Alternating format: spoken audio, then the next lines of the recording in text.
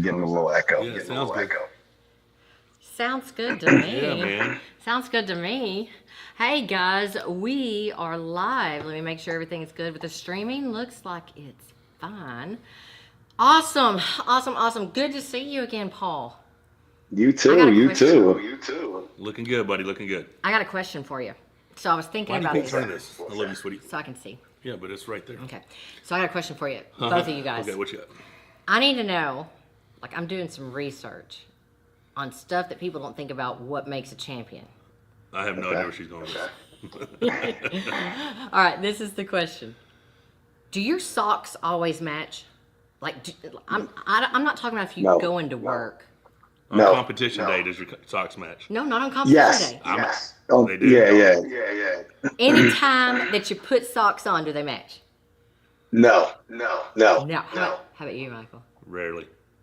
I mean, I mate some, you know, when I get a chance.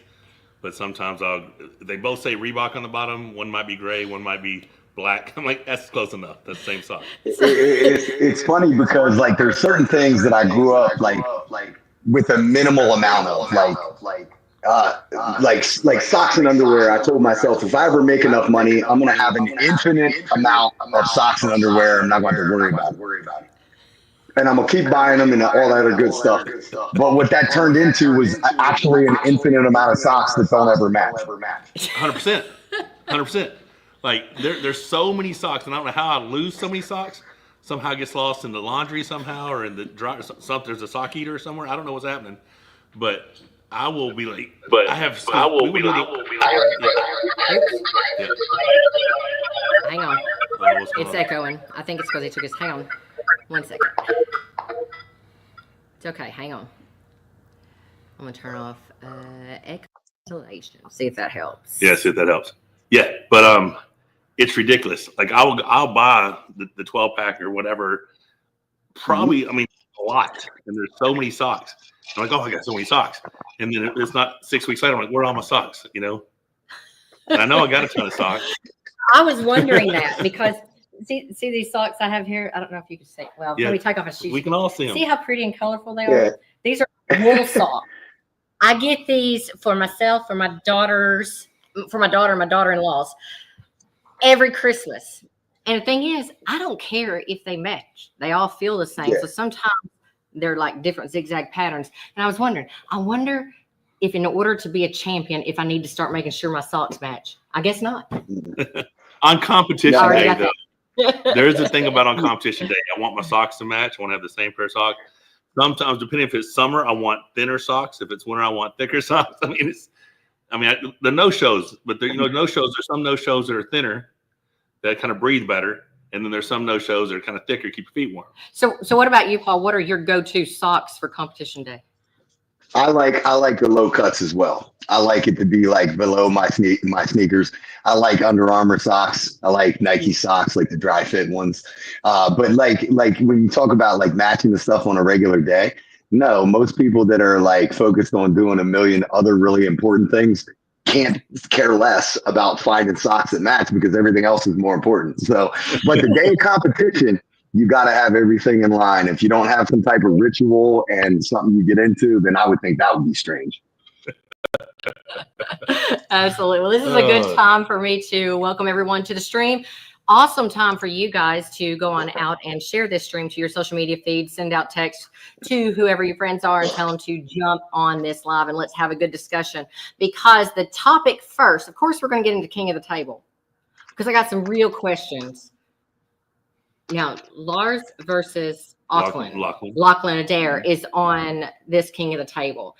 And Paul Lynn's got some really recent experience with Lachlan Adair. So I'm really wanting to get into how that's going to go. But before we get there, we want to talk about what it is for you guys, because you're at the front of what is feeling like a big boom in arm wrestling, like the arm wrestling revolution. That's what it feels like. So I want to talk to you guys about what that's like and what you're experiencing. But We'll get to that in just a second. Finish welcoming everybody. Let's see who is on this stream. We've got Al Sims on here, Tall Paul Hutchins Jr. Hello. We've got Daniel Joyce joining from Facebook. Everybody's doing lives at the same time. Who else is live? I don't know. Oh, I know Neil just had a banger. Neil may still be on with. He may still be on with Devin. Devin and Brian Shaw. They were already on for. They've been on for like hours. Get off, guys! It's our turn. Come on. Okay, it might be over now. I'm not sure. It might have just went off. Oh. Yeah, it's not showing up in the live anymore. Anyhow. So we've got lots of things that we want to get into with you guys. But Paul, catch us up. How are things going? Going well. So I'm about 3 weeks out of football season now. So back into the swing of things, spending a ridiculous amount of time in the gym for more reasons than one. So it feels good to be back in full focus arm wrestling. Football season is like definitely a cherished break and switch for me, but it's no less stressful. So it's nice to get back into full-time arm wrestling focus. So I can't complain. I'm healthy. Made a trip out to pull with Todd Hutchings on Saturday. It was really, really nice. Had some good discussions and everything. And so I can't complain. He's got some good experience with Crosby, right? Yes, he's got experience with most people that I have dealt with or am going to deal with at some point. So I always like spending time with him, not to mention he's otherworldly strong. So he's great to pull with, and he's got a nice big team down there. So it was a good time. Very cool. Very cool. What's your weights in that? I'm 226 this evening. So I'm slowly gaining basically a pound a week, pushing past that 225. This is 105 class? Yeah, this is the 105 one. Yep. Oh, so awesome. Yeah, you're good then. Yeah. I don't have to worry about cutting. I got to worry about gaining, which sometimes can be equally as challenging. My body likes to sit between 215 and 225. It doesn't like to go much higher than 225. So I'm trying to do that the right way without like dirty carb loading and getting like bloated and feeling slow and stuff. So I'm trying to do it the right way. Unfortunately, it just takes a while. So it's like a pound a week type deal. But if I continue on that pace, I should be pretty close to where I want to be come the 14th. Yeah. She just looked at me. I don't know if you saw that look when you said the dirty gain or whatever, because I got a little bloat going on right now. But we're about to show you what I just weighed like 15 minutes ago. Can you share that picture to them, honey? Oh, so it only makes sense now we're talking about weight. So this is surprising to me, and it was this morning when I woke up and I was like, "Oh my God!" Right? Because I really haven't been gaining substantially, little bit. But now this is a dressed weight, so I probably have 5 pounds of clothes on, and it's an evening weight. You know, it's 5:30 when I probably weighed 545, something like that. But check this weight out. It takes it a minute. Yeah, it takes a minute to come up. But I want you to get. I want to get the reaction from Paul too, because I don't think I've shared this with him. All I know is we had donuts yesterday. We did have donuts yesterday. I'm lucky. We took a chance to get his cherry eye fixed and get his get him neutered, and we just kind of felt sad. You're like, we should celebrate this sadness with donuts. Celebrate. Cure the sadness with donuts. I don't know how it went. All right, here we go. You ready? Did the dog get donuts? Let me see. Y'all see that? 3. Oh my goodness! In the morning? No, that was at 5:30, like a half an hour ago. Okay. Oh, okay. Yeah, I was still 300 pounds this morning though. Like stripped this morning, no food, nothing. So that's a heavy. If you think about it right now. And we had the press conference, right, on a Thursday night. This is what I would weigh if it was a Thursday night press conference already. Right. And I'm 10 and a half weeks out. It's a lot. So I think I will have a leaner look than I have now at this weight or a few pounds heavier. I'm watching Misha. I think he's bringing me a gift. He might. But yeah, so that's a pretty big weight, right? Like that's pretty heavy. Yeah. I ask you every time we talk, I think, what are you weighing?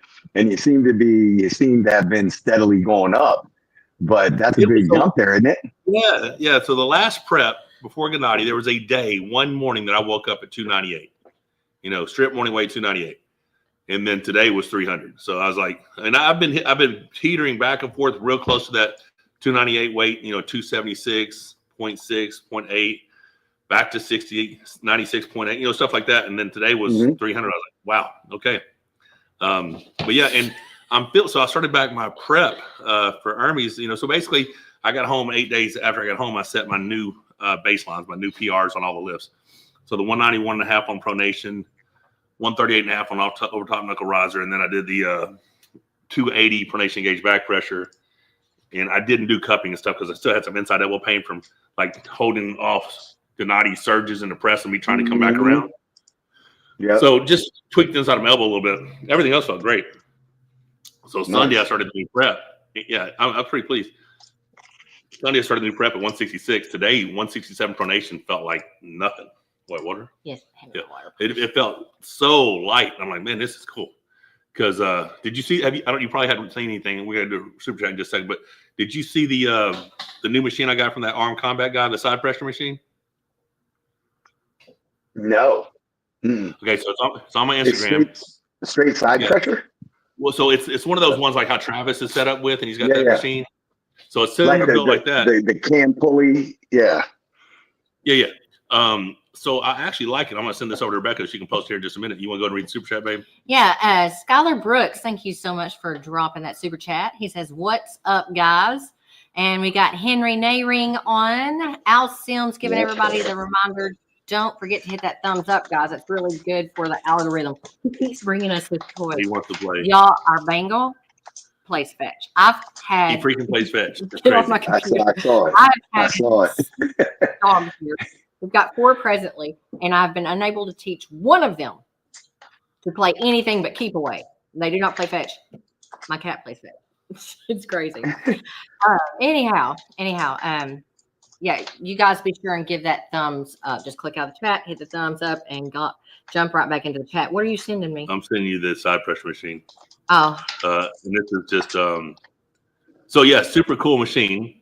And I had originally, and it will ultimately be a shoulder press training device, but the way the handle is set, because of my limited mobility and my ability to supinate my wrist and just some of the mobility loss I have in that right arm or right wrist, it didn't feel super comfortable going to press it. So I actually messaged guy, told him about it, and he's developing a different handle for it that will allow me to turn in better and have a better angle for my arm. So I was super excited about that, be able to press it. But I did do something, I guess it was yesterday, that I was pretty excited about. It was like an outside side pressure move. Like, so basically you're just setting up here and you're just going sideways from this movement, not sideways here. Now, it's probably not accurate weight because of the size of the cylinder or something, but this is what the video we're about to show is a 225-pound side pressure, outside side pressure lift. And I like how it feels. So I'm adding that into my every other day training as well. So today I started at 180, did a set of 5. I'll go up to 82.5 for a set of 5. How long is the clip? 12 seconds. Then I'll go to like, just 2.5 pounds every other day when I do it and just see how far I can go, increasing that as well. Because I think adding that side pressure. Yeah, you could probably put a crane scale on that too if you wanted to. Like, it's probably 50% like a normal double cable pulley. So that still puts you at like 110 high side, which is good. Yeah, the thing is, it's because I see what you're saying, but it's just, so it's basically a round cylinder that has the teeth on it and the chain just attached to the teeth. And it just, as you're going sideways, let me make sure, honey, does that say 12 seconds? Right yeah. Hang on. She's trying to find it. It's just too big of a file is what's happening. Oh, really? Okay. All right. I got it. But yeah, so a crane scale will probably be good to figure it out. Yeah, crane scale off the handle. But that's, I think, what's good about those machines too, is you get the smoother movement than you would from like a direct single pulley where it's so hard to break the weight and then it goes easy. So here it goes. Watch this side pressure. Not bad. Yeah, do it more. So, I mean, I like the way it feels. Now, obviously, my hand's outside the shoulder. That's that finishing power. That's that Todd Hutchins side pressure that you're finished with, And I did that pronation gauge side pressure that he does. And prior to Gennady, I did a 113 on it where you just got to squeeze the belt and just go sideways and pronate through it. Yeah, I'm going to keep doing that, probably doing that once a week to see where my progress is at. I'm going to try to get to around 125 by the time I pull Armies. Right. If you get 125 pounds of raw, straight, squeeze that belt and just go sideways. That's a tremendous amount of side And pressure. you're going to peg to peg. That's his peg to peg style movement, right? Yeah. Like direct side. No, Yeah, just like this. yeah. It feels good. Like I like Well, it. I'll tell you, Todd's pronation in a hook is wild. It's wild Isn't right it? now. Yeah, he Yeah. looks So good. whatever he's doing with his pronation style list is definitely functional for him. Yeah, I added it to my stuff before the Gennady, and I liked it a lot. So I just everything going towards Hermes. I have the programming set, the goals set, and I honestly think I'm gonna hit them all. I think I'm gonna hit some really, really big numbers between now and then, and I think it's gonna translate well to the table. So I'm excited about that. But Nice. what was the other stuff he's talking about? Well, let me read just a little bit here. Jamie Holborn says, loved watching you win, Mike. It was awesome. And Paul, thanks for them words at the Shield event for the VT boys. Hey. Okay, Hey, Misha. Misha. Misha is wanting some attention, y'all. Paul Lynn is always looking jacked as Deep Always. Pockets. ENT. And Deep Pocket says, hey, Becca and MMT, greetings from Houston, Texas. That's some awesome stuff, guys. Okay, so let's Awesome talk stuff. about the boom of arm wrestling. Is that what we're talking about? Yeah. I'm going to go ahead and we're going to let him go. But what I want you guys to chat about, so you're more or less at the forefront. What does it feel like right now to be there? And from the people watching, from the sidelines, is it all of what you thought it was going to be? Or are there complications with it? Like, just tell me what it feels like to be where you are right now. Paul, you go first. Yeah, up to you first, and I'll follow up. Oh man, so my perspective is going to be different than Mike's for sure because I'm really only coming into my 8th year. So at times I still feel like a newbie, and I'm still learning about the history aspect. But I have met so many people and dug so much into the past, that I feel like I have a comfortable understanding of it. That said, I do believe that we're in that renaissance period right now where we're hitting mainstream, slowly but surely, and everything's progressing along. I mean, to me, it's super exciting. I guess I always, natural human nature and insecurities and things like that. I always question, do I deserve to be here? You know what I mean? Being that I don't have the experience level, most of the guys, from the West that are competing over there consistently. So for that, I'm thankful. And I'm just kind of enjoying the progress and enjoying the moments while they last, because as we're progressing forward, things are undoubtedly going to change, and change is, something that is always difficult. Even if it's for the good, it's definitely something that you have to adapt to. So I'm very interested to see where things are going to go. I don't know completely, but I think when we're bringing huge names like Eddie Hall and Brian Shaw on, and they're genuinely getting involved in the sport, and I hear other people and other big names getting interested in it, we're right there on the cusp. And again, really at the end of the day, I'm just thankful to be a part of it. Right. I mean, and I agree with everything you're saying, except for the fact that you definitely deserve to be there. I mean, Definitely. You're one of very few West guys who've ever had a East versus West world title. So definitely top of the heap for sure. We did discuss this the other day, you and I, briefly, about like King of the Table being in Atlantic City, the next East versus West in the U.S., a possible East versus West potentially being right here in my hometown. Doing that and seeing those things happen. How big of an impact do you think those type of events in the next 6 months will help us go mainstream with the American audience and the actual in-person fans coming to watch the sport? It's huge. It's huge because I think Mike, we were both there in Florida. Like, I know you've been to a ton of sporting events in your life. That was a very unique energy that was in that room. Unlike anything else. Again, I said it before, the closest thing that I can compare to it is like a title boxing match or a UFC title match. And I've been to those before, and it had that same feel. And I think what King of the Table and the super match promotions in general, not just the main two, but all the ones that are going on right now, they've really captured and captivated audience-driven arm wrestling. Where Right. This is now not a 7-hour tournament where your wife is going to hate you if you drag her along. It's actually an event where you can bring the family, you can have a good time, and you can be 100% caught up in a high energy moment.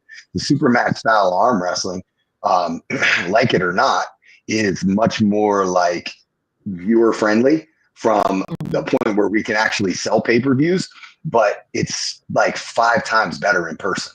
So I think bringing it to, not just North America, but the Northeast too. We have such a densely populated arm wrestling community in the Northeast. I think if we can actually somehow on camera capture the energy that I believe is going to be in that room, I think it's going to do wonders for not just the sport itself, but the idea of, like, I was talking to Don and I talked to Engen about it before. So like when we're coming into the US market, and Mike, we've talked about like getting venues and stuff. Like you have to have a track record. And Don made a good point about like going to different cities. And he made the comparison to like World's Strongest Man, that they have had a track record all the way back to like the early 80s, late 70s, where they are bringing X amount of people and revenue into an area, into whatever wherever they're going, that they can actually market themselves and be able to do this cost effectively. Right now, these first couple iterations of this, there's overhead that has to be mitigated. But the more times that we do this and we show that, hey, we're going to bring your hotel 400 rooms, and our folks are going to come and they're going to spend $10,000 on food and drinks. And, we're bringing this to you. We're inevitably going to continue to get bigger and better venues, which are going to allow for more spectatorship and are going to allow for better energy and better environment and a better overall feel to bring people to want to go ahead and travel and see these things. And I think, if we can show that it can be done in the United States, there's no reason it can't be done outside the United States as well in the same capacity. Absolutely. Absolutely. I'm going to ask you one, I'm put you on in the hot seat real quick. Any chance that you think King of the Table 13 does not sell out the seats available? Zero chance. Zero chance. Zero right? chance. Zero chance. And by the way, I just dropped in the YouTube chat, guys, the link to get your door tickets or to get your pay-per-view if you cannot make it. But you just go to that link. And Paul, how do they select to get the tickets? I got it from your. Yeah, you just it's self-explanatory. When you get in there, it's going to show you there's different tiered seating depending on how close you want to sit, if you want VIP, all that good stuff. But a basic ticket's $50, I believe. I think if you want like real close to the stage or something, it's like $100, and then VIP is a whole different thing. But what's going to happen? So it's a 1,500 person capacity. So that's the max. In Florida, there was 1,000 person capacity, and we sold it out early. And we had to really try and work around that, and they had to like get extra chairs. It sold out, I think, 3 weeks in advance in Florida. So here we are in the Northeast. I don't see a scenario with how good that card is that we don't sell that thing out. So the thing to keep in mind too is these are the early bird pricing. So as the seats diminish, the price is going to go up slightly. So I would encourage everybody who's in the Northeast and planning on driving and knows they're going to 100% go there, don't wait on purchasing the tickets. The other thing is, go ahead. No, go ahead. There's also a room block link out. If you need it, just hit me up. I can pass it to you guys then too. They have blocked. It's very affordable rooms in Bally's coming along with that, which is super nice. That's the benefit of having that casino sponsorship, which is cool. And the other piece is we're still working to see if there's an available place in the venue that we can run a Friday tournament as well. So that would work the same as the Florida event. If you have already purchased a ticket, your second arm is free in that tournament. So we had the Florida tournament was very awesome. I spent some time down there, and man, if you guys went in there, it was pretty cool. And there was a lot of high level arm wrestlers competing, and there were like almost all the competitors made their way in and out of there and sat and enjoyed some of those matches. So I think there's an idea down the road, and we'll let Don release that too, about, if we continue doing, King of the Table over here, having like a qualification option coming out of these lead on tournaments. But that has to be solidified right now. We're working on the space because they're going to have to do the construction, the building of the stage and everything on Friday. And we can't do it in that same exact spot. So we're working those details out. More to come on that. We'll let you know if it is or is not going to happen. Yeah, pretty cool, right? Like, did you ever think arm wrestling would be where we're at? Like 1,500 paid seats, 1,500 people paying to be in an in-person live event. Yeah. So here's what I think. Go ahead. Go say what you're going to say. No, I mean, like 15. Yeah. Did I ever think that we'd be in that? No, because I started off with tournament arm wrestling and I'm like, there's no way that anyone would ever pay money to come see this, you know? Right. And now here we are, 6-7 years later. And it's like, wow, it's awesome. WAL people, some of the arm wrestlers wanted to be at the events, but they actually were paying people to come in there and be spectators, right? I think they were shooting themselves in the foot by doing that. Yeah, I think they could have had actual arm wrestling fans in there and it could have been way better. Well, their point was they thought that arm wrestling fans were not exciting enough. So they wanted actors to really play it up. You know, it was like, are you kidding? Now, look at what we have now. So this is what I think is going to eventually happen. Maybe not at this particular event because of the location being in Atlantic City, whatever. But once these things spread out, right, and we get these events in Salt Lake City or Dallas or even here in Hot Springs or whatever, however we do it, I think there'll be a certain degree of fans who are hardcore fans who drive in, fly in, whatever, friends of people who are on the card, whatever. But I think there will eventually be a local non-arm wrestling fan-based crowd who finds out about this live sporting event that's happening in their town that they can go see and find out what this is all about. And I think that's how we grow. I think we grow from the people who don't know about arm wrestling already, but the town that you're going to promotes this live professional event and people just go to see. Like here in Arkansas, we have no professional sports. We have a very social community and people who like to go see live sporting events. Yep. I have no doubt once it gets here, there's a 5,500 person arena downtown. We'll fill it up. And once I beat Hermes and I get the shot at Levon, if Levon still got the title, it's Levon or Jerry, whoever. There's a high probability that match happens 5 miles down the road from my house. I'm guaranteed to fill 5,500 person arena. There's so much out there too that like people say like, oh, this is happening in wherever, Hot Springs or whatever. And they say, okay, well, let me look up some of these other events. And then they look at it and say, that looks pretty intense and fun. Like, yeah, I'll pay $50 to go see that. And I do. I think you're right. I mean, we're finally at a point where a non-arm wrestler can actually go in and enjoy it. You know, like that's really where we're at. You don't have to know anything. Yeah. So just this last event, Paul, you were talking about the audience there in Orlando. It was absolutely awesome. But this last event, kind of a little, a little mishap happened, and the auditorium that we usually have there in Pendick was not available. So they had to put us into a different room, and it ended up being like it was in Florida, that the stage was on the same level as all of the audience. It's just a different feel. It's so much more exciting to have them. Michael was literally probably laying down, not 20 feet from watching, Devin and he was laying down in front of the rows. Listen, after my match, I had to run back in the room, go get a shower. I was filthy. He was. I came back. Car goes. I'm just chilled out there on the floor watching, but I'm all smiles for sure. It was a great day. But that crowd was so excited. They were very intense. It was a lot of fun. We normally don't see that level of excitement in the East. Yeah. We saw it when Devin and Levon, but we normally don't see that. And the way that setup was in an auditorium, you don't really feel the same. In that environment there in that room, you really felt it. You did. Well, it's like it was a pressure cooker there too. Like you said, everything's like all on top of you. You know, you got the last minute stress change and all that good stuff. But then they followed it up with like the best card ever. And when I say the best card, that can be contested based on who's on it, who's not. I'm saying that the 3-2 matches and the wars and the drama, there was no other card that was that highly contested. Right. It was insane. It was insane. Yeah. From the very first match, the first ladies match, that one went 7 rounds, right? Yeah. I mean, it's crazy. Awesome. It was crazy. Awesome. It was a lot of fun. Yeah, the lightweights that opened up, like it's so easy to forget about those matches.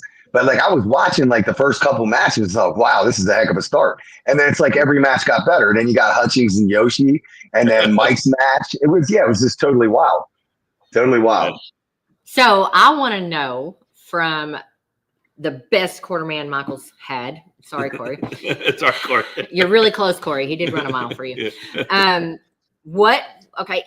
So without you being there, I was under a lot of pressure, Paul. I just want to tell you that. All right. So what I got to ask you is, because I don't usually play that role, guys. You watch it at home. So I had to be the corner person. So what I got to ask you is, round 4, would you have contested that? Because I didn't see it. Understand? I didn't see it. I probably would have contested it, but my biggest thing would have been to make sure Michael doesn't worry about the outcome. Like, I'm going to go talk to them, but you just get ready for the next round and count the score as it is right now. And we're going to go out and we'll just win the rest of them. Don't worry about it. You know what I mean? Like, do not even think about this. Put this out of your mind. Go relax. You know, that's the most important thing. And then I would have gone and contested it. And if we win, if it gets overturned, great, huge win. But if we lose, we're already planned for it, and it doesn't affect us. Right. So for you guys watching at home, one of the things that when Michael was before injury, that was a problem, was him expanding expanding energy over contesting things. And what I thought might be unfair calls. You know but what I wanted to say is, a lot of folks were like, well, you don't see the Kazakhs doing that. Well, no, they don't have to, because their corner person or their coach is the one that's handling the contesting. They get to just chill and just wait, all back up to the table. So that's what we've changed this go around. And it was Paul that pointed out, you don't need to expand energy on that. You don't need to worry about that over there. You need to keep your head into the game. But I want to tell you, because I didn't see what happened round 4. All I heard was Michael said it wasn't a pin. Then I looked. Devin's like, that ain't no pin. Liletton was like, no pin. Jody, no pin. So I was going to die on that hill. She's like, it's no pin. I was like, there's no pin. She hadn't seen anything. But everybody else said no pin, so it's no pin. You know? That was where I was going to die. Right there. You know, but it's very interesting, because you make a good point. Like the Kazakhs and stuff, like, you know, they do such a good job. I mean, they treat it like it's WAF and they want everything reviewed. And I get it, because like they may have a little bit more riding on the outcome, like governmentally, I don't know, whatever it may be, but they treat it very professionally. And those pullers have advocates already that they don't have to worry about it. Like they might just have to look over to the advocate and say, go review that, you know, because I don't think it was as the guy, but that's really as far as they have to go. But when you're the guy up there and you know, hey, it wasn't a pin, or you think wasn't a pin or whatever, but you got to be the one to go, you just lost focus. You just lost focus. And to get that back takes another round. Like you're not gonna get that back in the moment. It's going to take something to put you back into that blackout zone to get back refocused. So the point is like, if you can get to the point where you're not worried about it, you know, like you're just saying it is what it is. We're going to win it or we're going to lose it, but we are going to contest the ones we need to. But, you know, that's the best way, I think, when you're dealing with such a high level, like every little thing, every little piece of energy, every little thing that you have is so detrimental. I'm talking about matches that are won or lost by 1%. That 1% can come in the form of physical strength. That 1% can come in the form of technical prowess. And it can also come in the form of, you know, laser-like focus and just having your mental game where it needs to be. Absolutely. Well, the thing is that I knew with round 5 coming up, I knew where the strap was going to be, and I knew Michael what strap? Well, yeah, right. If there was going to be a strap, I knew what Michael was going to do. And so I actually looked at him and I said, Michael, do we just need to move on with this? Because Gennady is resting and he is like so chill and he's so focused. Mm-hmm. He don't care what happens with the contesting. He's like, I'm resting too. She's like he's resting. Yeah. I'm like, hey, I'm resting too. I'm good. Yeah. It's all like, good. I'm good. Let them keep talking about it. Whenever they call me up there, I'll go, you know? Yeah. So it was but I was wondering, I was like, I needed Paul. New Paul here. So I was having to yell at England. Well, you know what? Like, Well, yeah. I'm sorry. I'll do it next time. Yeah. But you know what? I think it ties into the bigger picture of what you're doing right now too. We talked about this before, Michael. Like brother. we as pullers, right? And we as athletes and competitors, we can only control what we can control, right? So pretty much the match is already predetermined before we go in and compete. And that's a hard thing. Like predestination is a hard thing to deal with. But once you're at peace with it and you're at peace with the work that you put in, and that the outcome is predetermined, and you've given that over, there's a level of less concern with those outside things like referee calls and situational things or whatever, and as athletes, right, when we prepare, what we want to do is leave every rock unturned, right? So that we can be completely at peace with the outcome regardless. So we want to create a gap that is so big with our opponent that a referee can't affect it, that a bad call can't affect it, Right. And sometimes you can do that and sometimes you can't. But when you've already given it over and you've already given it up and dedicated it, then those things are much easier to deal with when those calls don't go your way or the cookie doesn't crumble the way you want it to. It's much easier to accept that and to move into the next round, which I think that's the higher level stuff that is really, when we talk about like champion mentality and mindset, I think that's a really important thing. And I think it's really serving you well right now, Mike, with your journey back. And I think the evidence is pretty much undeniable. So I was really glad to hear you say that, because I think in my message that I sent you, I really, because as the wife, of course I have bias, I have bias. But Michael's confidence is not always my confidence. I struggle with faith and belief. But this, like, he's even teaching me through this. And so I guess you pretty much answered it already, but how are you with his newfound confidence? You think it is working well for him. You just said that. But do you find that in yourself through your spiritual belief as well? Or where does that come from? It's ironic. I just had a similar conversation today, like right before we got on this podcast. We're doing my son's strength and conditioning program for the little guys. And one of the kids I coached back in 2010, he now has a couple kids, brought him over. Very faith-driven dude, very devout Christian. His kid's a stud, freak athlete and everything. And we get to talking. He's talking about raising our kids and everything. And he mentioned his faith and how important it is to him in his life and raising his kids. And, I mentioned that, I raised my son that way. And one of the main reasons when it comes to athletics is the peace that comes along with it. There's no way I could have competed the way I competed throughout my life. I never felt like I was alone. I never felt like I'm just the one doing this. So yeah, I'm praying pre-game, pre-match. I might be praying mid-match. I'm asking for help. Have my back, and I feel like somebody has my back. I believe that. Mm-hmm. There's faith. There's power in that faith.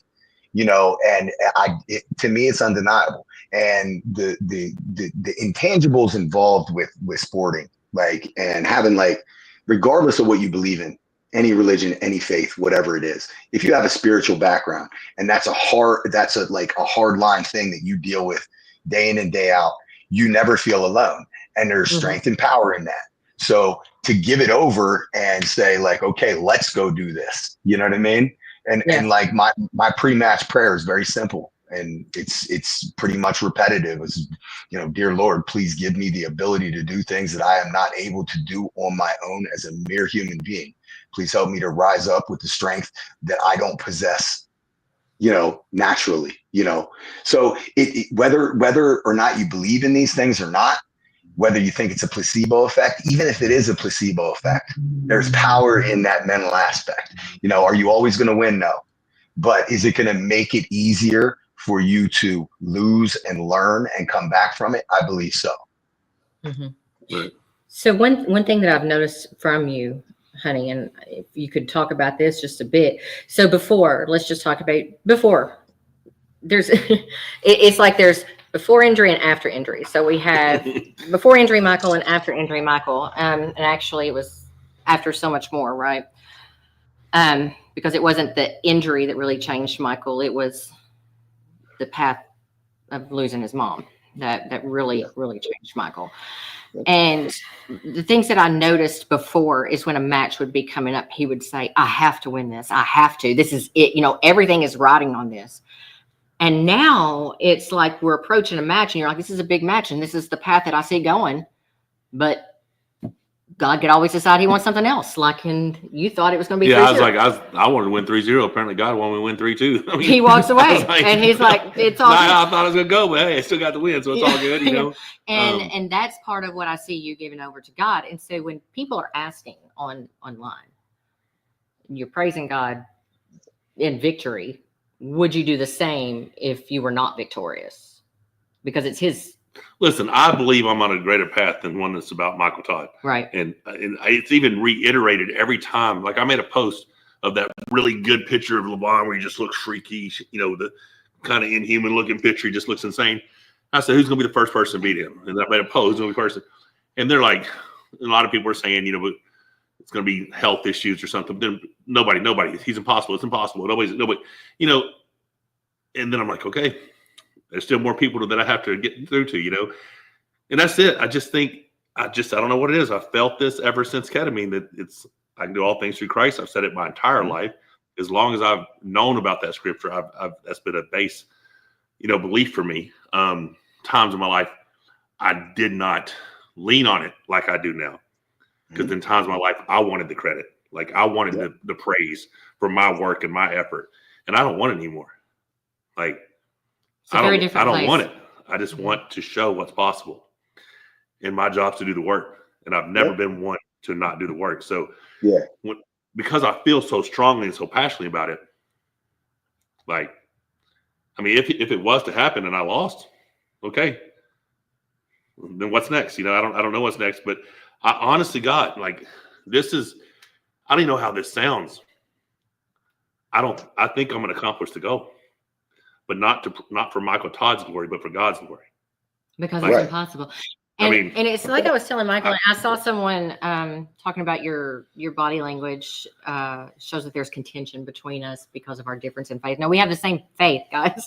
we are both of the Christian faith. It's just sometimes I waver at different times. You might waver or I might waver. So, you know, it's just like that. But that's human nature. That's human nature, though. That's not a thing that, like, you know, sometimes that can be a faux pas, like in the Christian community, to talk about that. Like, come on, man. The more intelligent we get as human beings, as we grow and we gain quote unquote wisdom and life experience, the more we question.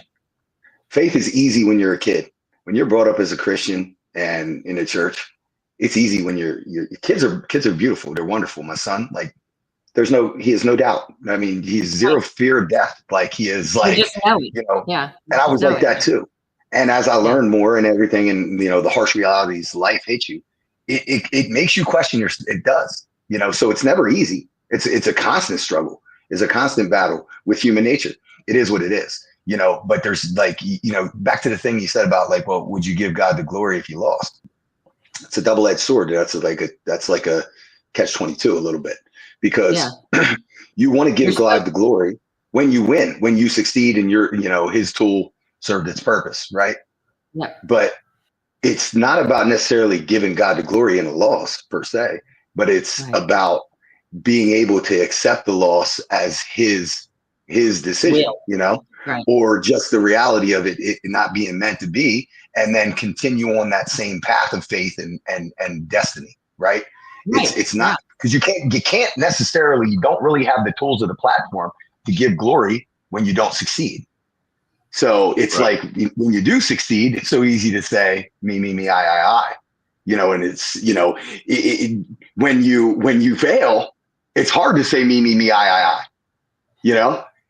So it's that balance of like the acceptance aspect of it's not me when it's good, and it was me when it was bad, when it's bad. You know, because what do you do? What are you going to do with any loss, right? If it's a learning opportunity, right? So you've given it to God. You know, you've already given the outcome to God. But what do you do with that information after you lose the match? You go back and you dissect it. You say, what did I do wrong? What did I miss? What did I miss in training? That's our job. That's what we're supposed to do. We lost. We got a lesson. Go back, start over. You know, fix it. Go back and compete again. And if you win again. I couldn't do it on my own. Right. It's tricky. Yeah, because that's the thing. Like I talked to you on the phone the other day about this. It's people are constantly wanting to give me credit and praise. and I don't want it. You know what I'm saying? I just want to tell him, like, hey, I thank you and I appreciate that, but it's God working through me. It's just God blessed me with the ability to endure and to work hard, and no matter how many times I get knocked down, get back up. That's the gift God gave me, you know. And now I'm just, I don't know. It's weird. Like, and we talked about this. The people who are just showing up in my life, who are willing to help me on this journey that I didn't ask for.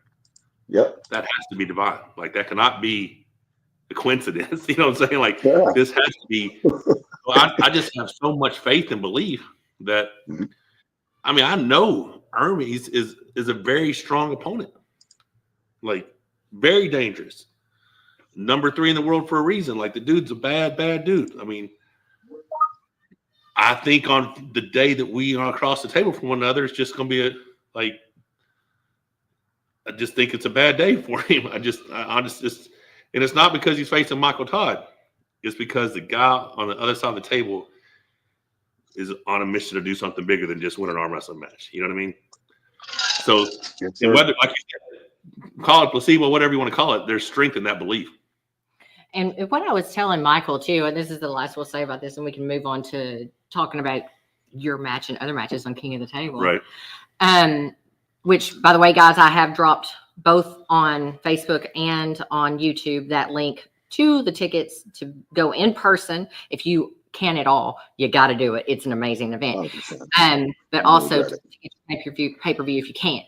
So what I was telling him before, I think I said it to you just before your match with Gennady. On the room? Yeah. So it came to me when he was talking about, he couldn't do this alone, that it's only because of God that he's been able to do this. And it's because he is proving that all things are possible. And I said, you're already proving that already, because how many people were calling for Michael to quit, that he was over, that he was washed up, that he'd never get back to the level that he's at. So it's already happening. It's already happening, and I just think it's absolutely amazing. Like I said, he's proven it to me, Well, correct me if I'm wrong. It's probably an exchange of stress for excitement. I mean, I feel like we've talked in the past, Michael, and like I felt a level of stress in you about an upcoming match, or maybe 2 matches down the road, like thinking ahead and everything. And there's a stress there. There's a tension, whereas I feel like when we talk now, it's more like an excitement of like, here's the next one, and this could be the next one, and that could, Right. And that's the difference in positive versus negative energy. That's it. Yeah. Right? Outside of religion, I mean, we're energy driven people. There's positive and there's negative, and you need more positive than negative. And if you don't have that, you're not in a good situation. So I think when I look at overall, there's a lot more positive energy. So that in itself is an incredible thing. It's good stuff. Anything you want to add, babe? Well, I'm good. I mean, I just, like I said, I'm excited to see your match. Now, the conclusions that are real easy for me to draw is the Lachlan match. Lachlan gave Crosby a hell of a match, and you had complete control of your match. If you just took that data alone, you're like, Paul's the favorite. You know what I'm saying? But I think you're too tenacious to lose this match. My belief. Love Crosby. He's an amazing, because he's not a big guy. Like, he's not a tall guy. He's thick musculature. He's got good bones and joints and tendons and stuff, but he's not a big guy. You're a larger framed human, and I just think you're just too nasty for him. Like, there's a different animal that's inside you that's inside him, in my belief. You know what I mean? That's how it's very easy. You look at people, that person is just willing to just go all in, and that's you. That's what I see. I love it. I appreciate you. I mean, I've broken down the match on a couple podcasts now, and I draw less from the Lachlan match because Lachlan was much bigger against Krasny. He had a no weight cap against him. He was about 250, and he was, he was either a couple pounds lighter than me when we pulled. So of course, your base strength and everything's still there. And I was at a higher 105. The one thing I do take away from that match, my own personally, is that I did feel really good on that day. We did pull 6 rounds, felt no essential fatigue or damage afterwards. I felt like I had wind and I could have been in wars. And I felt like I was pretty strong at that 105 weight. So that I get a little confidence from knowing that I'm going to be able to come in there at 230 and not have to cut weight. So, and it's also going to be, 2 hours from my house, which is really nice. So that does not hurt, does it? That does not hurt at all. It does not hurt. It does not hurt. And it's going to be in front of a home crowd advantage, which I'm going to feed off of that energy. So those are my positives. The negatives are that, again, I think that Lachlan was most likely stronger against Krasi. So when I start breaking the match down, I start looking at more recent data, which would be Lachlan or Krasi and John, which Krasi, that was very one-sided. I know John had a couple bites in there with some pronation, but didn't seem to have much for him at all in a hook. Don't know where John's current stage is, but I know how his hook was when I pulled him. So, and then I also have the Hutchings and Krasi match to go off of too. So that shows me, like people will say Hutchings ran over him. Nah, I mean, he had a red line to pin him. So that shows the amount of pressure that it's going to take to finish him, and finishing and being able to grind if it stops and be in a defensive position is going to be really important. So I'm going to bring my best, and I'm definitely going to bring that. I'm going to bring that venom when it comes time. So I'm looking forward to it. I'm looking forward to being there and being around everybody. And this is a very amazing card. This is, in my opinion, the best king of the table. Well, Corey was like, tell me today, and he called. He goes, "Hey, dude, did you know that Barbora versus Gabby's on this card?" I'm like, "Yeah." So excited. He goes, I didn't know that until like any match on the card. I didn't know about that until like a week ago. I looked at the card. They sent the official link out like to get the tickets, and I was like confused because at that point I thought Rustam was pulling John, but Rustam's pulling Sanders, and I didn't know about the Gabby Barbora match. I'm like, what? And I didn't. And at that point, I didn't even know about the Matt Mask and Barboza match, right? Which is amazing too. Great match. They always have good matches. And the thing is, you put them together for 6 rounds. I mean, that could be nasty. Yeah. So here's the deal. Complete honesty. We have had no intentions whatsoever of attending the Atlantic City event. Well, because he's so focused. Because I don't want to miss anything that is in my training for this prep. But how exciting does this But talking about it, sure makes me go. I'm sitting here thinking the same thing. I'm like over here going, I need to order our tickets. We have a new dog. I got to board a 4th dog. I got to board a cat. Like what the? But it's not for as long as we could. Hey, we need some commentary, man. We need some commentary. You could be in my corner. You could be in my corner. That'd be good. Because I don't think that I could be in a lot of y'all's corner. That could be a Thursday.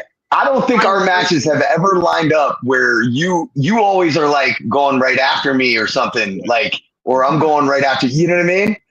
Yeah, it's weird. Yeah. Let's do it. I'm getting excited just talking about it. It's about just sitting there thinking of the matches, right? Corey's on the card. You're on the card. I would be completely stress-free. Like maybe at that point, it's halfway through my prep. Maybe I need a few-day break. You know what I mean? I mean, literally, it could be Friday to Sunday. Maybe it's a sign. Never know. I think it is. Yeah. Who knows? I think we got airline miles, honey. Yeah. I don't know. We'll check it out. So where's the best place to fly into? Probably Philly. You got Newark. You got Newark there. You got Philly. Philly's. I mean, I think. Yeah, if even that. Yeah, probably like maybe a little bit over an hour. And I don't know if Newark's any closer or not. Philly's probably the best. But it's like once you get out of the airport and get out of the city, it's just a direct highway. We went there for 2016 Nationals. And it was, I mean, the boardwalk was cool. Like it was a cool little place. I mean, it doesn't seem like it's in its best form as where it has been in the past. No. But it's still, like you said, a weekend of being around my arm wrestling buddies and a good time probably isn't a bad idea, you know? The casinos are still cool. You know, there's some good buffets out there. Harrah's buffet is awesome. I'm trying to get big, so you know what's up. Yeah, just hit me that we could have a bed with no dogs for a weekend. All of our dogs in a bed with us. Yeah. Who knows, man? That might be it. So, what matches are you most excited about? I mean, think about this for a second. Sorry, I asked you a question, and then I follow up with I'm going to stop. But Jerry is just like 3.5 hours from his house. Yeah, it's awesome, dude. Like, things are lining up for him to have the best possible outcome. Now, my belief is that Levon runs him over 4-0. That's just, I'm betting that's what I think happens. Okay. But I am 100% of the belief that if Jerry sticks him one time and Levon doesn't let it go, if he tries to pull back through it and tries to fight that press once it's stuck, could end up being a very bad day for Levon. Yep. Now, he did show when he was in that weird compromised position with Devin there for a couple seconds and had to, flop. Like, I thought even after him pinning Devin without his hand, I thought that was going to have some lasting damage. Maybe he's got a little bit more conditioning, but I think if you get in one of those slobber knocker matches with Jerry, where it takes, you would know better than anybody, Mike. When you do a 3-4 minute match. Here's what we saw. Sorry to cut you off. What we saw was him go here and it not take a lot out of him. We haven't seen him go here and it not take a lot out of him. Because this is his dream. Completely, It's opened up. This ain't here no more. You know what I mean? Yeah. And that's what makes it different to me. And you can see it in the Hermes match where he's here pulling back and Levon actually hits sideways and it doesn't go. His arm comes back like this. He don't want that. He don't want that against Jerry. Like, I don't think Jerry can get to his move. I think Levon's too powerful. I don't think Levon has to grip him low. I don't think Levon has to change anything. I think Levon just grabs him and goes, and I don't think Jerry ever sets. I don't think he set it. But if I'm wrong and he sets it and he keeps applying pressure, bad day. And I'm telling you, if that happens, the crowd goes insane. Oh yeah, it's insane. Right down the road, the whole Northeast got behind Jerry. Yeah, it's almost insurmountable odds at that point. Like to dig a comeback out after that is going to be, you're talking about momentum, like in sports, and momentum is a real thing. That is unshiftable. You know what I'm saying? Like, you can't shift that back. Like, I don't know, man. It's crazy. It's crazy because when you think about stars aligning for somebody, in my mind, I get through Hermes, he's the one, and I pull Levon in my hometown. But Jerry has a pretty similar opportunity right now. Very similar opportunity to one I'm trying to create, But that's exciting. But then what are you most excited about other than your match? I mean, like you said, I like the Gabby Barbora match. I really like that. I think it's really important. And it's really important for women's arm wrestling. It's really important for legacy and future and all kinds of good stuff. And I'm like, my sleeper match is Lachlan and Lars. That's my sleeper match. Yeah. I think that's going to be, we're going to see a bigger Lachlan. He's going to be big again. And I'm interested to see if Lars, because he has some versatility, I'm interested to see if he gets into that flop, how Lachlan deals with that, if he has to go open top roll. Like, I think that one could be interesting. If we see a stop, it could get really good. So, and Lachlan's going to bring the energy and Lars is always going to be calm and cool, which I like that contrast. Yeah. So have you seen his pronation training he's been doing every day since he left here? No, but I assumed he changed some things because I saw some of the videos you guys did. Yeah, he's been doing pronation and riser lifts pretty much every day. And he didn't know how to slip outside. He didn't know how to slip outside. Yeah. And I said, listen, this is how you got to do it. And then failed the first time we tried it. The next 2 times he's like, okay, that's easy. And now matches that he used to have to flop, press to slip to get the strap. He can bring them up outside now, slip, get the strap, whatever he needs, or hand control because his riser and pronation are so much stronger. Right. So that outside open top row stickiness that he has, that could present a problem in itself. Yeah. Lever length difference, a lot of stuff right there. And what I like about Lachlan is if he does stop the match, he's got options mid-match adjustment too. Like we can see Lachlan, pressing himself depending on what's going on. If it does wind up in an open top roll, he will commit and go everywhere. So I like that one. I think that's going to be really entertaining. He always delivers when it comes to the entertainment and stuff. So I like him. He's a good showman. Yeah, I'm looking forward to. Like I said, the Barbora match, and I really want to see Matt Mask and Marcio again. And I know we've seen it before and everything, but I love those guys. And it's almost like who shows up on the day. Like I can't call that match. I can't call that match. You pulled with Marcio in the last 6 months, and he feels strong. So I know he's unreal. I almost always pick Marcio in any match because I just feel like he's got this inhuman brick of a hand and a hook to go along with it. Like he's such a beast. So but then you put him against Really Mask, which is the polar opposite. Long lever, big long fingers, huge hand. So, but they've had battles in the past. So I'm looking forward to that one too. It's a great card. Great card. About the Lachlan Lars match. So it's 3.5 weeks. Mm-hmm. 1, 2, 3. Yep. Okay. All right. You gotta get straight for your nutrition. Gotta get straight for my nutrition.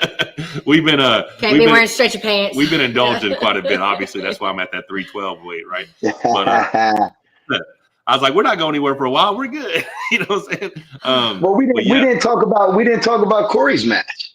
That's what I was talking about Corey. Yeah, Corey and Tobias. Corey likes the match a lot. He likes the match. I like it too. We talked about it. He called me when it was offered, and I asked him, well, how you feel about it? And he said, I really like it. I said, I do too. I think like the lanes line up. I said, there's a couple things to worry about. I think Tobias is incredibly committed, and he can be really, really twitchy, and he can adjust. And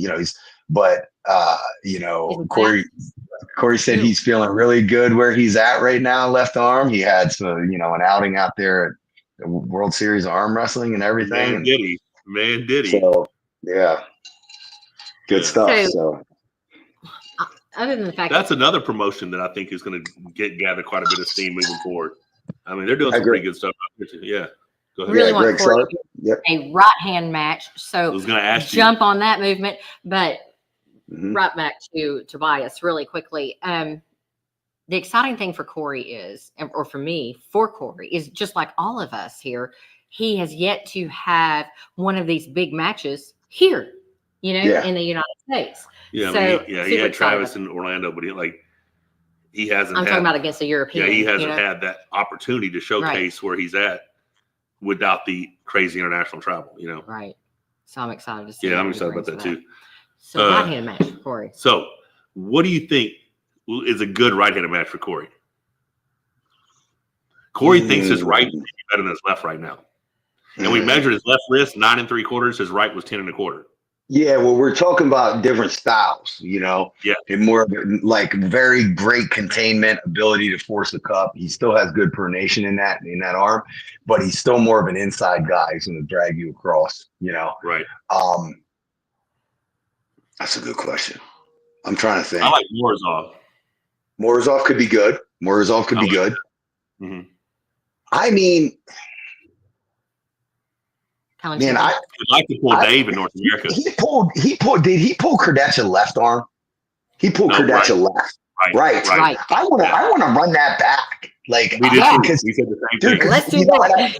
Yeah, like maybe you can't really justify it, but like I remember watching that match and seeing that strap being set in Corey's wrist all the way up here, like this, and just like I'm pulling my hair out. Like, please make him move the strap. Just move it down a 1/4 inch. Just get it off the wrist bone. Just off the wrist bone. And that, like, those little tiny details like that would change the outcome of a match like that. Yeah. Well, so round one, he held on to him for so long outside the strap. I think. Yeah. I mean, honestly, that's one we wanted to run. We mentioned it the other day. That would be a great one to run back. I think Corey's right arm is high. I think. And I'll tell you, I also like a crossover match with Matyushenko. Oh, because they both. Some people might think I'm crazy on that because Matyushenko is like the GOAT of hook pullers, I guess. But I think Corey can meet that in the middle, and that's a hard hand to deal with. And people say, well, super heavyweight. No, it's good. Like, I mean, I remember Corey beating Krasny, and not a soul had him picked to beat Krasny, and he blew through him. Oh my God, it's so bad. It was bad. Yes. I remember like Neil, and we're talking about it, and Neil's like, no way, not a chance. And I'm like, really? It's a 220 guy, 400-pound monster? Like, and then it was like the springboard kind of happened from there. And I think that I think the Makichenko match could be really cool. I really like to see that one. Yeah, I mean, there's a bunch of matches. I think Morozov would be good. Let me tell you who he wants to pull. You ready? Dazornov. Oh, that's even better. All right. That's even better. Oh my God. That's all I think. Stay away from But I mean, Caveman. he is gonna go inside. Oh, I wonder how Zoranov matches up with Makichenko. Do you think Zoranov's better? Maybe stronger inside? Am I off base? What do you think? I would say at his size, he's probably stronger now. That's what I was kind of thinking. I hate to say that. I don't know if it's true, but I don't know either. He's so big. He's so big now. Like his joints, his wrist may not be as thick as mine. I'm not sure, but the rest of him looks like the caveman. Yeah, the caveman. Yes. I mean, seriously. More and more. I mean, every time I see him, I'm like, yep. Yeah. More and more. Yeah. Ronnie Littlejohn III, he says Hutchins versus Corey West. No, Hutchins is safe down there where he's at, kicking ass, right? Corey. I think we're going to see. I love Todd Hutchins. Huge Todd Hutchins. He will never beat him again. I don't see Todd beating Corey. I just don't see it. Again. Yeah. He did before. I don't think those lanes are available now. Mm-hmm. Yeah.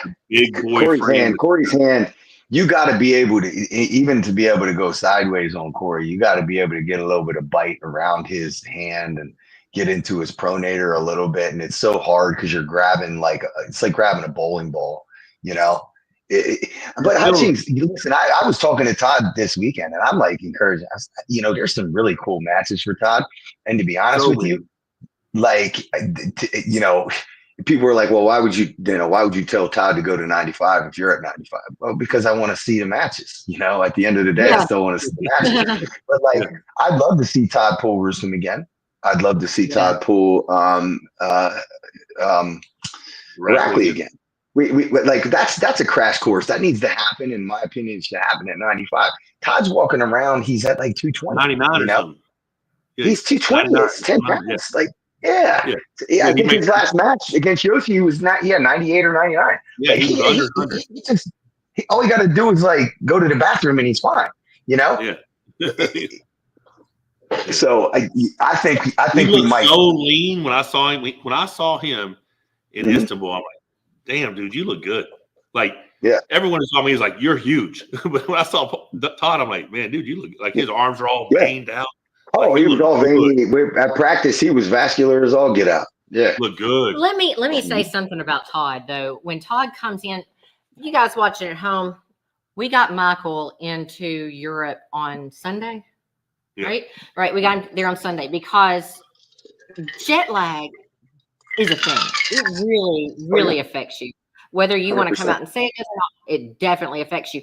Todd gives no shits whatsoever. He flies in.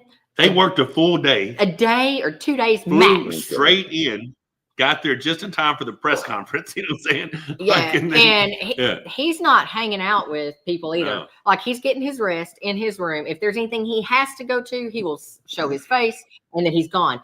But he's not there days ahead. He goes there for a job and then he goes home. You don't there's no hanging out with Todd. So, if you want to hang out with Todd, you need to go to his practice. He's serious about his job. And I love him about it, Who's that one? Armenian arm wrestler. Hey there, how are you doing? He says, MMT, why didn't you go press every round with Gennady? So Michael's going to be breaking down his match. I'm going to break down. I'm breaking down. Inga's letting us put one round on our YouTube. So I'm choosing round one, and then I'm going to talk people through that round. The reason Luke, three of my favorite people. Yeah, there you go, Luke. So here's the deal. the moment I decided to press is the moment that he decided to press. Yeah. The moment he came up to the table, setting up for press, I'm like, meeting in the middle, homie. That's where this is going, right? But I told anyone who would listen pretty much, but like I told Neil and Devin, and I was like, listen, round one, I'm going to take his hand. I'm going to eliminate any other outside option that he has. We're going to start round two, and he's going to try to press me because that's the only lane he has available. And I'm going to meet him at the center table and press him, and that's what I did in round two. And then they called me for the false start. And then without the strap, we go into referee's grip, and he's choosing to hold on to me with back pressure. I'm like, oh, I'm about to crack this dude's hand, And I did not realize I had enough strength until after I saw that match in replay and how close I was to pinning him outside the strap that I probably could have just got a nice, good, snug strap, set up tall, and just hit straight side because every start was just straight back pressure. I was not applying side pressure at the beginning of the matches. I was just trying to control back pressure. Just so happens my pronation gauge back pressure machine, when I do it, it kicks me over about a third of the way over just by accident. I'm not trying to. So it's muscle memory at that point. So on go, as I'm ripping backwards, it ends up dropping this way. So I already have him a third of the way over without applying side pressure. I didn't realize I had that much side pressure. I knew the pronation gauge side pressure was strong. I just didn't realize it. I think had I known, I could have just sat up and just blast him outside in the strap. But the reason I didn't set up to press him is because although my press is strong, my back pressure and pronation is stronger. I really feel like very soon the option to beat me going through me, away from me, will no longer be available. Just because my riser and my pronation and back pressure will be too strong. I mean, someone may match me and the match stops in the center of the table. That's when a real arm wrestling match happens. But I don't think anyone will go through me that way, which is the path that Hermes is going to have to take. It's a path LeVon's going to have to take. My objective is to shut down that lane and force people to come towards me. Good way to look at it and good way to approach it. I mean, it worked just 100%, like I said, against Gennady. I mean, and I didn't think he was going to commit to shoulder press round one like that. I thought I was going to take his hand. He was going to keep fighting outside or something. He realized he lost center quick. He's like, oh, crap. Let me get in here with this, which worked out even better because, I mean, he gassed hard in round one trying to pin. And the thing is, I said this in a video, I forgot the look of desperation on my opponent's face when they can't pin me. And the reason that I lost a lot of those matches in that period, really, I lost 4 matches. People think I lost a ton of matches. I lost Devin, Gennady, Rebaz. I beat Todd. I lost to Angerbayev. I lost 4 matches. You know what I'm saying? Like, that's all I lost. But I had a compromise. I had nerve damage and a compromised riser. Well, if I'm holding you like this, and all you do is grab my riser when you're pressing me, you just pin me. Here, I'm 2 inches from being pinned. Right. They're pinned. They're not pinned. It's my riser. You know what I'm saying? The reason I'm not getting pinned when you're flop pressing me is my riser's intact. You can't drop my riser, and I'm climbing as I'm doing it. So that's the lane that I hope to end up forcing people to come and just let them bleed out. We'll see. I like it though. But yeah, we're definitely thinking now about trying to figure out a way to come to Atlantic City. And I didn't know she was thinking, but I was. But it'd be fun to just hang out and watch you guys and be in your corner or whatever. Yeah. How nice would it be to have like stateside travel to just go and have a good weekend of enjoying yourself and fellowship without the stress? I have enjoyed thoroughly the times that I've gone to Istanbul and not competed. The several times that I have, it's like a whole different feeling.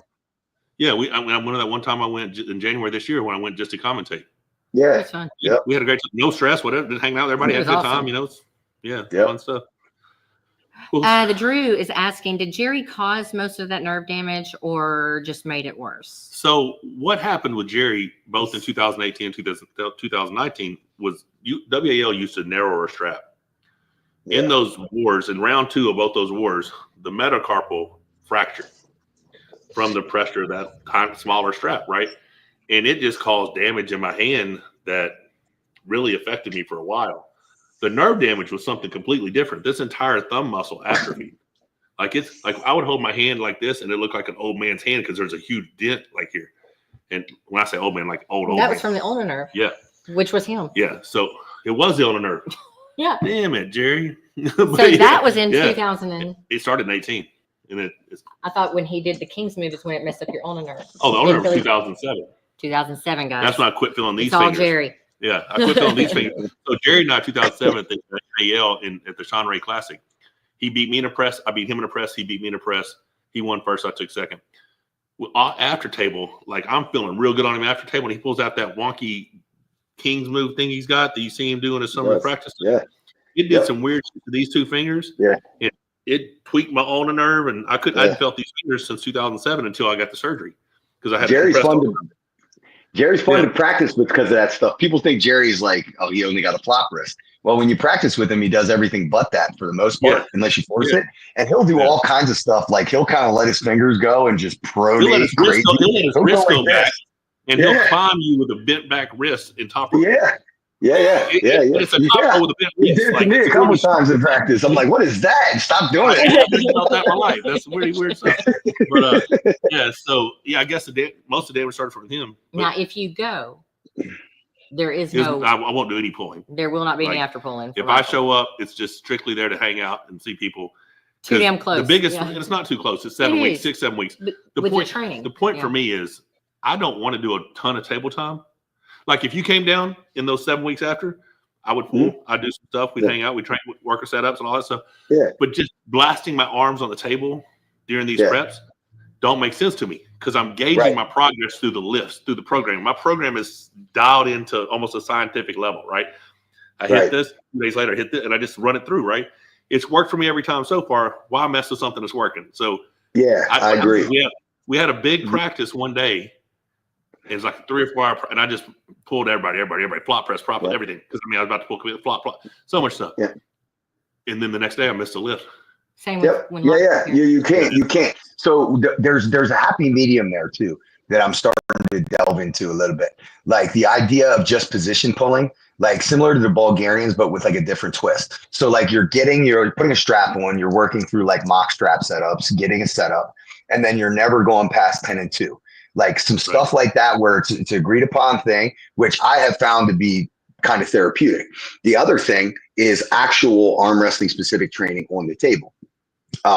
Meaning like, if you and I set up and you set up with a cup and I use 2 hands to negative you through your cup, like that human resistance. And the same thing with pronation, like you hit your back pressure, boom. Now I use my second hand to slowly open your pronator. Like that, I have found to cause essentially no damage because it's such a static, constant pressure. And like, it's not the slamming and trying to pin people and that dynamic stuff that is beating you up. And it gives you the opportunity of putting someone's hand in your hand, putting a strap on, and then feeling, what does it take to beat that? What does it take to open that wrist? I've dug into that a little bit more. Especially with training with my local guys, like we're starting to like every other week, basically treat it like, okay, this is a training session. It is not a practice. We are not actually scrimmaging. We are actually training the same as you would, practice for a football game. We're sharpening our skills. So there's little pieces that can be added in there too, that'll get you even more comfortable in those lanes without creating the damage. It's interesting. I think it's we're ever evolving, but I agree with you. If it ain't broke right now, then do not fix it right now. Well, there's definitely pros of what I'm doing, and there's one con. And the one con was you found that out. I did not realize how strong I was because it wasn't on the table. You know what I mean? I just didn't know. Like I just thought I'm never going to do stupid stuff again. I'm never going to out hit my hand. I'm going to hit for center table control through back pressure, and that's it. When I probably could have just went, I'm just going to go straight to back. You know what I'm saying? I didn't know. Like, I had no clue that I would be capable of that, right? Because how do you know? It's at this level. How would you? When's the last time you've seen anyone flash Gennady outside the strap? I mean, in the strap, like outside, in an outside movement. Like, that doesn't happen. So why would I think I could do it? What I know for a fact is round 2, when I busted him this close to the pad without the strap, I've seen no one do that to him in a decade. Like, I've never seen every slip I've seen him happen or here, or here. Like 10 and 2 or center. Center table, 10 and 2, I mean, it wasn't, the slip didn't occur there, but getting busted here and him pushing back through, like it's me letting him come back through because I was resetting to get position. Then he just pushed through, right? I had no idea I was that close outside the strap. Ronnie Littlejohn has got a very good point. Are you also dialing in your rest days as well? I've been reading newer literature regarding rest days and how they find them to be more important than originally thought in terms of strength training and conditioning. We found that out. The one thing that I'm doing on this prep is I'm just doing all my body part trainings, chest, back, arms, shoulders, legs, and all those workouts have arm wrestling specific wrist rows, flex grippers, rope pulling, rice bucket. But I'm only doing those 5 days a week, Sunday through Thursday. So I'm off Friday and Saturday every week. But if my every other day training lands on a Friday or lands on a Saturday, I'm going to do the arm wrestling specific lifts those days. But I'm still giving myself 48 hours before I do the arm wrestling specific lifts again, which is great because, I hit the 191 and a half. I went all the way back and started at 166. So it's 8 weeks before I break a PR again. Mm-hmm. I'm not even hitting. And it's flying. Yeah. The weight's coming off the ground. It's 3 inches off the ground. I mean, think about that. You struggled with 133 or something like that? When I first started when you guys started doing it? Yeah. And now 160 something is flying. Yeah. Even the 191 and a half I did, 8 days after the match, it came inch and a half off the ground. I mean, that's a lot of weight to keep your pronation, right? But the cool thing about this way I'm doing this program is I'm not hitting max lifts. I mean, I won't break. You won't hear me say new PR, new world, or nothing for like 9 more weeks. You know what I'm saying? Like I'm that far out before I break these things. But I'm getting that every other day training and consistency with this movement and this lift. It just feels natural, So that's exciting. But yeah, I don't want to keep you. It's already been an hour and 20. I didn't know it was going to be on this long. We need to get up. Because it's late where you're at. The Drew 24, I loved that too. That smile of acknowledgement from Gennady I think it was actually round 3. Yeah, round 3 was a smile from him. Yeah, he just nodded his head. Round 2 is when they called me for the false start. But round 3, he's like, "Yep, you got me." That was. But that's the second round in a row that he sets up to press me. And you hear the commentators like, "Oh, Michael's setting up for press." And then one round they're like, "Well, they're both setting up for press because Gennady sets in to press me." So I'm like, "All right, I'm coming with you." And that's the same thing that happened with Camille. Yeah. So Camille round 3, he sets up. Because he's complaining about, you just won't get a grip. I said, he's like, "You're afraid." I'm like, "I'm not afraid, dude. Just give me a fair grip." And we set up, and he sets up back pressure, and I set up to press, and he gets this big, go back. He's so excited. Big smile on his face. He comes in to set up for a press because he sees me pressing. You know what I'm saying? Mm-hmm. I knew that at that point in the match, the press is his go-to move. Yeah. But I knew his wrist is gone. He's going to have to try to flop. There's no way he's going to have wrist containment. So you're trying to flop into my cupped wrist. It's not going to happen. And I'm pretty fast. So, I knew that I was going to hit that lane pretty good, But the thing is, that's why I want this new handle to get here for that side pressure machine. So I'm not having to train just all side pressure here. I can actually start training, bam. Mm-hmm. I don't train my shoulder at all. I don't train my shoulder press at all. So if I can start training it and just, maybe put the way that thing is, maybe it's 2 to 1, however it looks out. But if I can go from 225 to 275, that's a stronger press. You know what I'm saying? That's a lot of pressing, I know that we need to get off, and I think you guys could actually just talk all night. We love listening to y'all too, because just the interesting takes that both of you have. I've got a question for you, Paul, because we touched on it lightly after Michael's match. Have you discussed with Ingen or anybody about having the review system? We discussed that was kind of like a necessary thing that we need to get on top. Yeah, no, I haven't really. We've it's been done, but it's not an official capacity thing. Right. And I think there's a lot of interesting things that can be discussed. I don't know the right way to do it. But you look at a football game, you got, X amount of challenge flags.